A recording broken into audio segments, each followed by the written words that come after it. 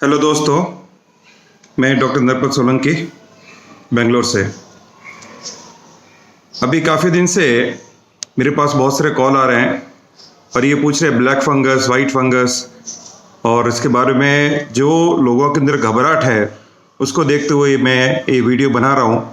और इसके बारे में मेरे को हमारे जीटो के बेंगलोर चैप्टर के अध्यक्ष श्री अशोक जी नागौरी ने भी मेरे को बोला कि डॉक्टर साहब एक छोटा सा वीडियो बनाइए जिससे कि लोगों के दिमाग में जो परेशानी हो रही है ये ब्लैक फंगस और इसके बारे में, तो मैं ये बोलना चाहता हूँ कि बीमारी जितना आपको बताया गया है उससे बहुत ही कम है।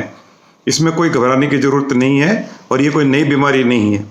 ये कोई कोरोना से इसका डायरेक्ट रिलेशन कभी भी कुछ भी नहीं है।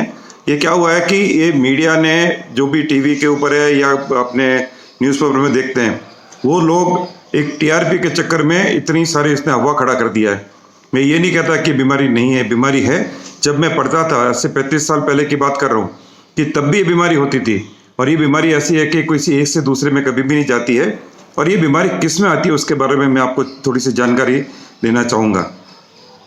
ये बीमारी ज़्यादातर जिनके अंदर इम्यूनो कम्प्रोमाइज्ड लोग होते हैं, जैसे किसी को कैंसर है या कैंसर की दवाई चल रही है या जो बॉडी से बहुत वीक है या तीसरा जो अनकंट्रोल्ड डायबिटीज़ है या जिनको स्टेरॉइड्स ले रहे हैं वो किसी भी कारण से, वेदर कोविड के कारण ले रहे थे या नॉन कोविड के कारण ले रहे थे, या जो लोग काफ़ी दिन तक आईसीयू में रहे हैं जिनको कंटिन्यूस ऑक्सीजन लगी है या जो वेंटिलेटर पे रहे हैं, उन लोगों को ये बीमारी आने के ज़्यादा चांस रहते हैं।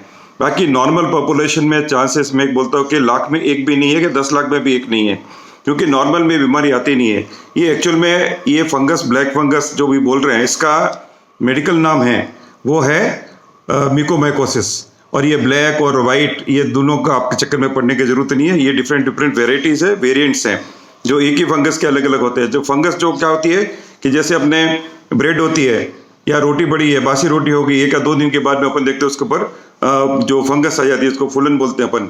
तो वो फंगस है, वो की वो चीज़ यहाँ होती है। जहाँ पे भी नमी ज़्यादा होगी वहाँ पे ये फंगस ग्रो करती है। बट अनफॉर्चुनेटली क्या है कि जब भी बॉडी में ये फंगस आ जाती है तो इसका इलाज ज़रा मुश्किल हो जाता है। पर सबसे पहले मैं वापस ये बोलना चाहता हूँ कि ये बीमारी बहुत कॉमन नहीं है। ये उन्हीं लोगों के है जो मैंने आपको पहले बताया उन लोगों के लिए है।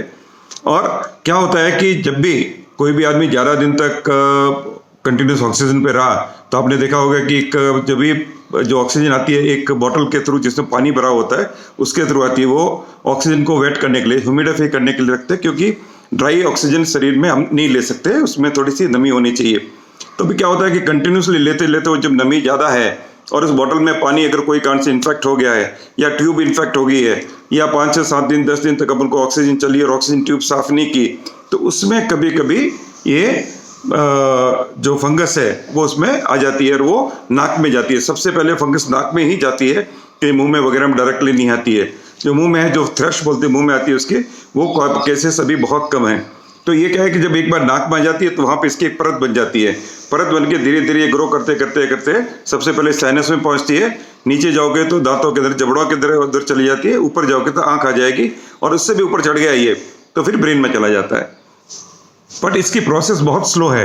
यूजुअली देखा ये गया है कि जब भी पेशेंट हॉस्पिटल में होते हैं तब तक उनको इस बीमारी का मालूम नहीं चलता है, क्योंकि बहुत सारी दवाइयाँ पे भी रहते हैं, दूसरे भी रहते हैं, तो इससे क्या है कि मालूम नहीं चलता है।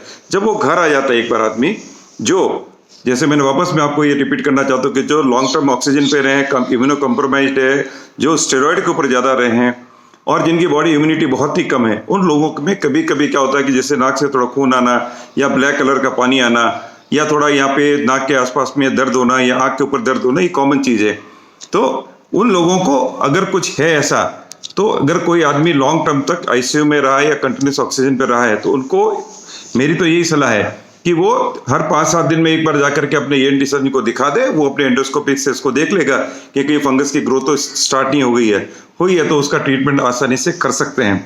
पर होता क्या है, जब ज़्यादा बढ़ जाती है तब अपन डॉक्टर के पास पहुंचते हैं, जब तक ऑलरेडी ये फैल चुकी होती है तब बोलते हैं कि भाई देखो दवाई दे रहे हैं, नहीं हुआ तो जबड़ा निकालना पड़ेगा, आँख निकालनी पड़ेगी। तो ये सब चीज़ें बहुत आजकल देखने में मिल रही है। अभी हो क्या रहा है कि यूजुअली एक आईसीयू में जो नॉर्मल डेज में जब कोविड नहीं था तो वो समझिए कि अगर 10 बेड थे तो उसमें 2 या 3 के ऊपर वेंटिलेटर रहता था या हाई ऑक्सीजन पे रहती थी और केयर बहुत अच्छी होती थी। अभी क्या इतनी मारामारी है बेड्स की कि भाई ऑक्सीजन बेड चाहिए, किसी को आईसीयू में बेड चाहिए, किसी को वेंटिलेटर चाहिए। अब एक पेशेंट गया नहीं और दूसरा पेशेंट आता है, वो बाहर खड़ा है, वो मरने वाला है। तो जब हमारे यूजुअली क्या होता है कि 2 से 3 घंटे हमको पूरा इसको क्लीन करने में लगता है। एक बेड को जब खाली होता है उसको साफ करो, उसको सैनिटाइज करो पूरा, उसके बाद में जितने भी कंज्यूमेबल सब चेंज करने पड़ते हैं, उसके बाद में ही नेक्स्ट पेशेंट को ले सकते हैं। पर अभी की पोजीशन में ऐसा है कि कोई आदमी 1 मिनट के लिए भी तैयार नहीं है कि नहीं सब डालो, जो भी होगा देखेंगे। और डॉक्टर को भी यही करना पड़ता है, चलो एक बार तो डालो, बचेगा तो फिर बाद में देखेंगे। तो ये हालत में कई बार थोड़ा सा जो हाइजीनिक लेवल है वो भी कम हो जाते हैं। और दूसरा, इतनी दिन तक जो भी जिसने भी कोविड की भी दवाएं ली है जिसमें स्टेरॉइड एक मुख्य है, तो वो स्टेरॉइड इसलिए देना जरूरी है कि अगर नहीं दोगे तो आदमी ऐसे ही मर जाएगा।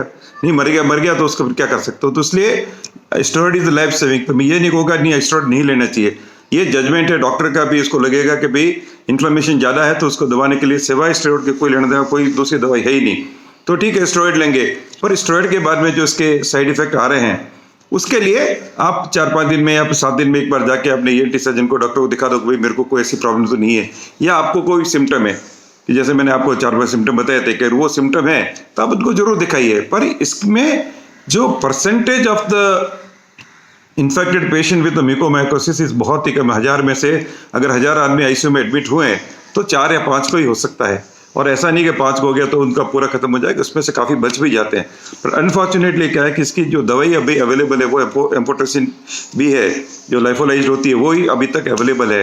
टैबलेट्स वगैरह इतने ज़्यादा कारगर नहीं होती है, तो डॉक्टर देते हैं। पर अभी सडनली जिस हिसाब से स्पर्ट हुआ है तो हर दवाई अभी कम हो गई है, एम्फोटेरिसिन बी भी नहीं मिल रही है। तो मैं आपसे सबसे निवेदन करूंगा कि आप कोई भी दवाई को लेकर के घर में मत रखना कि मेरी जरूरत पड़ेगी। तो मैं आपको कल का एक वाक्य बताऊँ तो मैं अपनी ओपीडी में बैठा था, कल मैंने करीब 20 मेरे आँख के पेशेंट देखे, तो उसमें से 10 तो इसके लिए आए थे कि साहब थोड़ा यहाँ पे दर्द हो रहा है, मेरे आँख के ऊपर दर्द हो रहा है, आँख थोड़ी लाल हो गई है, नाक के आजू बाजू में दर्द हो रहा है, कि साहब मेरे को कहीं ब्लैक फंगस तो नहीं हो गया। और मैं हंसता रहा, मैंने कहा भाई आपको क्यों आएगा ब्लैक फंगस, आपको तो कोई चांस ही ना, तो आप हॉस्पिटल में गए और हॉस्पिटल भी गए तो 2 दिन में वापस आ गए, तो आने का चांस नहीं। तो ये डर जो है वो निकाल दीजिए, मैं अभी बोलता हूँ, डर बिल्कुल निकाल दीजिए। आपने कभी भी करो हॉस्पिटल में नहीं गए, अगर आपको कोविड आके घर में ठीक हो गया है या कोविड के लिए 5-10 दिन हॉस्पिटल में रहे, आपको ज़्यादा ऑक्सीजन नहीं लगी है, आप निश्चिंत रहिए, आपको कुछ नहीं होने वाला है, निश्चिंत रहिए, मैं आपको भी बोल देता हूँ, ठीक है ना। तो इसके लिए बात पर घबराइए मत कि ये हो जाएगा मेरे को, वो हो जाएगा, नहीं होने वाला है।